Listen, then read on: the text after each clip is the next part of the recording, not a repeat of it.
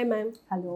Paediatric physiotherapy అంటే ఏంటి ma'am? అసలు ఏ పిల్లలకి ఏ ఏజ్ గ్రూప్ నుంచి అవసరం పడుతుందంటారు ఈ థెరపీ? పీడియాట్రిక్ ఫిజియోథెరపీ అనేది మనం 0 to 18 years చేయొచ్చండి. కాకపోతే ఏంటంటే ఇది పెద్దవాళ్ళకి కూడా యూజ్ చేస్తాం. మనం చేసే అశోకలో చేసే ఫిజియోథెరపీ ఏదైతే ఉందో పెద్దవాళ్ళకి కూడా యూజ్ చేస్తాం. అదే నేను పెద్దవాళ్ళకంటేనే విన్నాను, పిల్లలకి కూడా ఎలా ఉపయోగపడుతుందా అని. ఇప్పుడు ఫర్ ఎగ్జాంపుల్ బర్త్ టైంలో ఏమైనా ఇంజురీస్ అవ్వడము, లేకపోతే వాళ్ళు ఇమీడియట్గా ఫస్ట్ బ్రెత్ ఉంటుంది కదా, అది చేయకపోవడము, దానివల్ల డెవలప్మెంటల్ డిలే వస్తుంది. ఫర్ ఎగ్జాంపుల్ 3 monthsకి నెక్ కంట్రోల్ ఉంటుంది, వాళ్ళు 6-9 months అయినా నెక్ కంట్రోల్ చేయరు. So for those cases you need physiotherapy. అలాగే కొంతమంది ఏంటంటే ఇంకొక కేసెస్ ఏమవుతాయంటే only left hand left leg అనేది పనిచేయదు.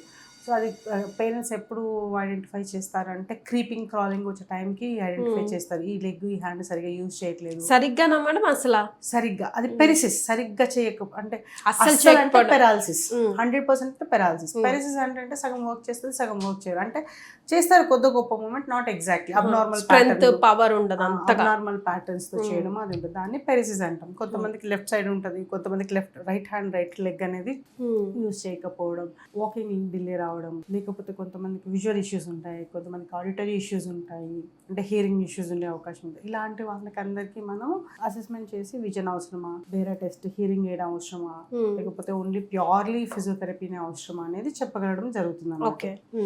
ఎస్పెషల్లీ అన్ని ఇక్కడ టెస్టులు కూడా ఇక్కడే ఉంటాయమ్మా? వేరే మన దగ్గరే ఉంది, విజన్ కూడా మనం ఎగ్జామినేషన్ చేస్తాం. సో ఇవన్నీ చేసిన తర్వాత వాళ్ళకి ఏం అవసరం అనేది చెప్తాం. సో పీడియాట్రిక్ ఫిజియోథెరపీ చేయడం వల్ల ఏంటంటే మనం వాళ్ళ మీద అంటే developmental delay cases, global developmental delay cases. Developmental delay అంటే 1 or 2 domains. Global developmental delay అంటే more than 2, like gross motor, fine motor, speech, cognition, social, play, emotion, ఏదైనా డొమైన్లో ఎక్కువ ఉంటే దాని కాగ్నిషన్, ఇవి మనం గ్లోబల్ డెవలప్మెంటల్ డిలే అంటాం. డెవలప్మెంటల్ డిలే అంటే most probably gross motor, fine motor or any other thing, అంటే విజన్ లేట్గా అంటే ప్రాసెస్ మైలినేషన్ స్లో అవ్వడము అలా జరిగిన కేసెస్ అనేది ఉంటుంది. బట్ పీడియాట్రిక్ ఫిజియోథెరపీ అంటే డెవలప్మెంటల్ డిలే ఉన్న కేసెస్ అన్నిటికీ మనం చేస్తాం. Okay. So starting with crawling నుంచి ఇంకా ఎలాంటి హెల్ప్? నెక్ కంట్రోల్ నుంచి, నెక్ కంట్రోల్ 0 to 1 month నోస్ క్లియర్ అవుతుంది. 3 monthsకి నెక్ కంట్రోల్ అనేది అటెండ్ చేయాలి. 3 months అయింది, 6 months అయింది నెక్ కంట్రోల్ ఏదంటే నెక్ కంట్రోల్ నుంచి మనం స్టార్ట్ చేస్తాం. దెన్ అదర్ ఇష్యూస్ కూడా, ఫర్ ఎగ్జాంపుల్గా ఇలాంటి ఇష్యూస్ కూడా ఫిజియోథెరపీ, చైల్డ్ పీడియాట్రిక్ ఫిజియోథెరపీలో పడతాయి అని తెలియజేయడానికి కోసం ఇంకేమేమి వస్తాయి మ్యామ్? సో ఇప్పుడు ఫర్ ఎగ్జాంపుల్ ఒక 9 months అయింది, క్రాల్ చేస్తున్నారు, నిలబడట్లేదు, నడవట్లేదు, వాళ్ళకి కూడా చేస్తాం. కొంతమంది బన్నీ హాపింగ్ చేస్తారు, అంటే మనం ఆల్టర్నేటివ్ చేసి క్రాల్ చేయాలి కదా, ఆల్టర్నేటివ్ లెగ్ అంటే నీలింగ్ పొజిషన్, అంబాడడం అంటారు తెలంగాణలో, క్రాలింగ్ చేయాలి కదా. వాళ్ళు ఏం చేస్తారంటే 2 చేతులు ముందు పెట్టి 2 కాళ్ళని డ్రాగ్ చేయడం, అంటే 2 కాళ్ళని హాప్ చేయడం చేస్తారు, బన్నీ హాపింగ్ అని అంటాం. కొంతమంది క్రాస్లింగ్ అంటే స్పాస్టిక్ సిపి అని అంటారు. కొంతమంది ఏంటంటే లోవర్ లిమ్స్ టైట్నెస్ ఉంటుంది, హైపర్ టోన్ ఉంటుంది. సో సిజరింగ్, కాళ్ళు 2 క్రాస్ చేయడము, పడుకున్నప్పుడు కూడా క్రాస్, నిల్చున్నప్పుడు కూడా క్రాస్, గేట్ కూడా క్రాస్గా ఉంటుంది. అలాంటి కేసెస్ కూడా మనం పీడియాట్రిక్ ఫిజియోథెరపీ చేయడం అనేది జరుగుతుంది. సో ఎలాంటి ప్రాబ్లమ్స్ వస్తాయి మ్యామ్ ఫిజియోథెరపీ లేకపోతే, ఒకవేళ తీసుకోకుండా అట్లానే డిలే చేస్తే ఫ్యూచర్లో ఎలాంటి ప్రాబ్లమ్స్ వచ్చే అవకాశం ఉంటాయి? అంటే బోన్స్ ఎదగవా, లేకపోతే వాళ్ళ బాడీ డెవలప్మెంట్ ఎదగదా, లేకపోతే మిస్ మ్యాచ్ అయి వస్తుంటాయా? ఫిజికల్ గ్రోత్ ఉంటుంది కానీ మైల్ స్టోన్ అటెండ్ చేయలేదు కదా. ఇప్పుడు నెక్ కంట్రోల్ లేదు, మనం ఫిజియోథెరపీ ఏ టైంకి కావాలో ఆ టైంకి, ఏ టైంకి పాకాలో ఆ టైంకి పాకలేరు, చేయరు. సో చేయకపోతే ఇప్పుడు 1 year అయినా 3 years అయినా క్రాలింగ్ చేయరు. కొంతమంది 6 years అయినా కూడా నెక్ కంట్రోల్ ఉండదు సెరెబ్రల్ పాలసీ కేసెస్లో. సో అలాంటి కేసెస్ కన్నిటికి మనం ఫిజియోథెరపీ చేయకపోతే ఇంకా అట్లనే ఉండాల్సి ఉంటుంది. ఇప్పుడు మనకు ఫర్ ఎగ్జాంపుల్ ఇప్పుడు 75 yearsకి స్ట్రోక్ వచ్చింది, ఫిజియోథెరపీ చేయకపోతే ఇంకా అట్లా వాళ్ళ బెడ్ పైన ఎలా ఉంటారు అలానే అన్నట్టు. చాలా రేర్ కేసెస్ కొంచెం మైలినేషన్ డిలే అవడం వల్ల వాళ్ళే కొద్దిగా డెవలప్ అయ్యే అవకాశం ఉంటుంది, బట్ అన్ని కేసెస్ చెప్పలేము. సో ఇన్ టైంలో ఒకవేళ కేర్ తీసుకొని మీ వరకు అప్రోచ్ అయితే కనుక ఎన్ని రోజుల్లో ఆర్ మంత్స్లో వాళ్ళు బయటపడవచ్చు? బ్యూటిఫుల్ చేంజెస్ ఉంటుంది, depends upon the kid age. ఇప్పుడు 9 months కిడ్ మెడల్ నిలబెట్టట్లేదు అంటే 3 months కావాల్సింది 9 months కావాలి, 6 months గ్యాప్ ఉంది, కానీ మన దగ్గరకు వచ్చిన 3 monthsలో వాళ్ళు చేంజ్ చూడగలరు అలా. సో ఆయన ఫిజికల్ ఏజ్ ఎంత ఉంది, ఆయన డెవలప్మెంట్ అంటే డెవలప్మెంటల్ ఏజ్ ఎంత ఉందనేది చూసి దాని మధ్య డ్యూరేషన్ బట్టి మనం చెప్పగలుగుతాం ఎంత గ్యాప్స్. కొంతమంది పిల్లలు ఏంటంటే డ్యూరేషన్ వాళ్ళ మధ్య గ్యాప్ తక్కువ ఉంటుంది, కానీ in between seizures, infections, health issues వచ్చే పిల్లలు చాలా మంది ఉంటారు. ఒకవేళ సీజర్స్ దాన్ని ఎపిలెప్సీ ఆర్ ఫిట్స్ అని అంటాం. ఇప్పుడు మనం తక్కువ టైంలోనే గ్రోత్ బాగుంది, ఎపిసోడ్స్ వచ్చాయి అంటే ఫిట్స్ వచ్చాయి, ఫిట్స్ వస్తే మళ్ళీ వెనక్కి వెళ్ళే అవకాశం ఉంటుంది. మెడికేషన్ ప్రాపర్గా లేకపోయినా కొంచెం ఏమన్నా జలుబుతో ఫీవర్తో మళ్ళీ ఫిట్స్ వచ్చినాయంటే మళ్ళీ వెనక్కి వెళ్ళే అవకాశం ఉంటుంది. అలాంటి వాళ్ళలో కొంచెం ఎక్కువ కేర్ తీసుకుని వర్కౌట్ చేయాల్సి ఉంటుంది. అంటే మెడికేషన్ ప్రాపర్గా, చల్లగాలికి, అంటే డాక్టర్స్ చెప్పిన ప్రికాషన్స్ ఎవరైతే న్యూరాలజిస్ట్ ఉంటారో వాళ్ళు చెప్పిన దాని ప్రకారం ప్రికాషన్స్ తీసుకుంటూ ఫిజియోథెరపీ పెట్టినట్లయితే డెఫినెట్లీ చేంజెస్ ఉంటాయి. మెడికేషన్ ప్రాపర్గా అటు ఇటు అయ్యి కొంచెం అటు ఇటు చేయకపోతే ఏమవుతుందంటే మనం చేసే ఫిజియోథెరపీకి ఫిట్స్కి ఏంటంటే అది బ్రెయినే కదా, అది కూడా electrical discharge from the brain.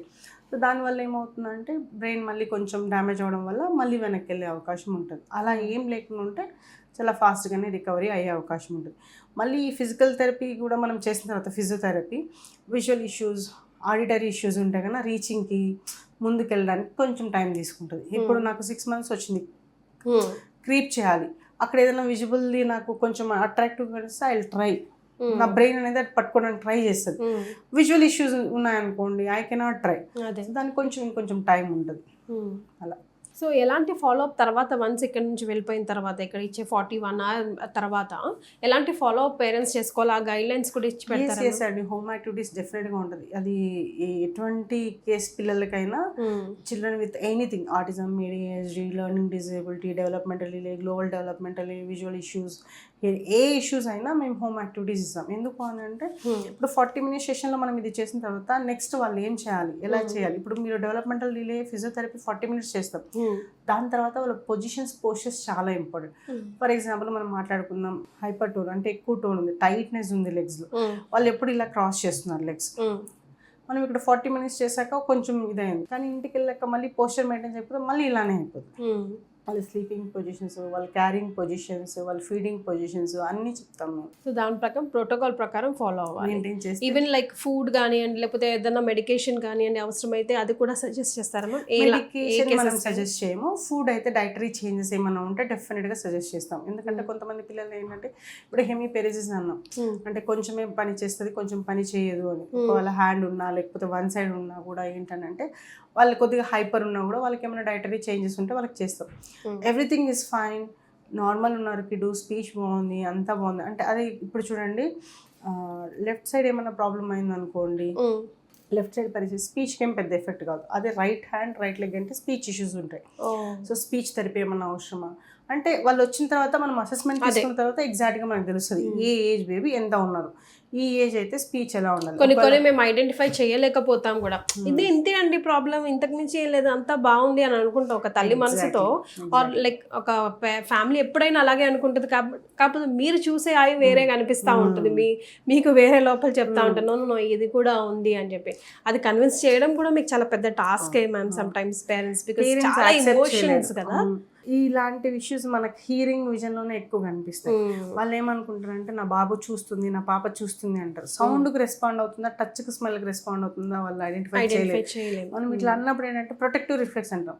ఇప్పుడు ఇట్లా అనగానే మీరు బ్లింక్ చేస్తారు, లేదంటే వెనక్కి వెళ్తారు కదా, వాళ్ళు బ్లింక్ కూడా చేయరు. మీరు ఈవెన్ దగ్గరికి వెళ్ళి ఇలా చేసినా ఈవెన్ వచ్చే ఎయిర్ కూడా వాళ్ళు బ్లింక్ చేయరు. సో ప్రొటెక్టివ్ రిఫ్లెక్స్ ఉండవు. ఫిక్సేషన్ ట్రాకింగ్ అంటాం, ఏదైనా ఒక వస్తువు చూస్తే దాన్ని ఫిక్స్ చేస్తారు. ట్రాకింగ్ అంటే అలా తిప్పాలి, ఎలా వెళ్తుందో దాన్ని చూసి అలా చేయాలి. ఆ ట్రాకింగ్ కూడా ఉండదు. సో మదర్ ఏమనుకుంటున్నారంటే సౌండ్కి రెస్పాండ్ అవుతారు కదా, నా చింతలు అనగానే అచ్చా సౌండ్ ఇటు నుంచి వస్తుంది కాబట్టి ఇటు చూసి స్మైల్ చేస్తారు. మదర్ ఏమనుకుంటారు విజన్ బాగుంది అని అనుకుంటారు. మన దగ్గరకు వచ్చాక విజన్ లేదు అంటే అప్పుడు మళ్ళీ వాళ్ళు కొంతమంది సిండ్రోమ్ కేసెస్ వస్తున్నాయి. సిండ్రోమ్ కేసెస్ అంటే పేరెంట్ అంతా నార్మల్ అని అనుకుంటారు, బట్ డిస్మార్ఫిక్ ఫీచర్స్ ఉంటాయి. నాజల్ది ఇది బోన్ డిఫెక్ట్ ఉంటుంది, నాజల్ బ్రిడ్జ్ అనేది ఉండదు, ఈ బోన్ ఉంటుంది కదా అది ఫ్లాట్ ఉంటుంది, ఐస్ ఒకలాగా ఉంటుంది, హెయిర్ కోర్స్ ఉంటుంది, ఇది క్లీనోడెక్టైల్ అంటాం, అంటే లిటిల్ ఫింగర్ ఈ విధంగా ఉంటుంది. అట్లా చూడగానే మాకు డిస్మార్ఫిక్ ఫీచర్స్. జెనెటిక్ టెస్ట్ రాస్తే మళ్ళీ వాళ్ళు అయ్యో మేము అనుకోలేదు అట్లా అలా. సో కొంతమంది ఏంటంటే అసెస్మెంట్ వచ్చాకే చాలా విషయాలు వాళ్ళకి తెలుస్తాయి పేరెంట్స్కి. They need lots of time. ఒక 1 month, 15 months, ఒక 2 months తర్వాతే మళ్ళీ కాల్ బ్యాక్ చేస్తారు, okay you want to join అని. టైం అదే వెరీ మచ్ ఇమోషన్స్ ఇన్వాల్వ్డ్ కదా మ్యామ్. సరే పర్ఫెక్ట్గా కాకపోయినా 80-90% అయినా పిల్లలు ఓకే చేసి పంపించిన వాళ్ళు మన అశోక నుండి ఎంతమంది ఉన్నారు? చాలా మంది ఉన్నారండి, 80-90% పైన చాలా మంది ఉన్నారు. నేను అదే చెప్పాను కదా, early identification, early intervention matters a lot means lot. ఎందుకని అంటే ఇప్పుడు నేను చెప్పాను కదా, 1 అంతే year మొక్కై మానది సామెత కూడా ఉంది కదా, మొక్కై వంగనిది మానే మానే వంగదు. సో 1 year అయిపోయింది, నెక్ కంట్రోల్ లేదంటే అక్కడ వరకు నడవాలి బాబు. సో వాళ్ళు ఇంటర్నల్గా ఎంత ఉంటుంది, ఫ్యామిలీకి ఎంత ఉంటుంది. సో మనం ఏం చేసినా అంటే ఇప్పుడు మనకు మైల్ స్టోన్స్ ఇప్పుడు అందరికీ తెలుసు, అందరూ ఒక కండిషన్ గురించి 100 సార్లు గూగుల్ రివ్యూస్ చూసి గూగుల్ చూసే వస్తారు. అలాంటప్పుడు ఒక మైల్ స్టోన్ మీరు ఒక్కసారి గూగుల్లో చెక్ చేసినట్లయితే విల్ గెట్ ఇట్. స్పీచ్ ఏంటి, కాగ్నిషన్ ఏంటి, గ్రాస్ మోటార్, ఫైన్ మోటార్, అది ఓకే. యాక్చువల్లీ 3 to 6 monthsకి అటెండ్ అవ్వాలి. 6 monthsకి అటెండ్, అట్లీస్ట్ 7th month కన్నా అటెండ్ అవ్వాలి. దానికంటే ఇంకా డిలే ఉందంటే you need to take care. Yes, no doubt చాలా ఎమోషనల్ బ్యాగేజే. కానీ మనం అక్కడే ఆపకుండా ఆ పిల్లవాడితో జీవితాన్ని ముందుకు తీసుకెళ్ళాలి కాబట్టి ఆ బాధ్యత మదర్గా, తల్లిగానే ముందు తీసుకోవాలి కాబట్టి ఆ ఆలోచనలతో టైం వేస్ట్ చేయకుండా ఒక్క అడుగు అశోక వైపు వేసి చూడండి, సమాధానం మీకు డెఫినెట్గా దొరుకుతుంది. ప్రశ్నలాగా మిగలవు. అంతే కదా madam? Thank you so much. Thanks so much for joining.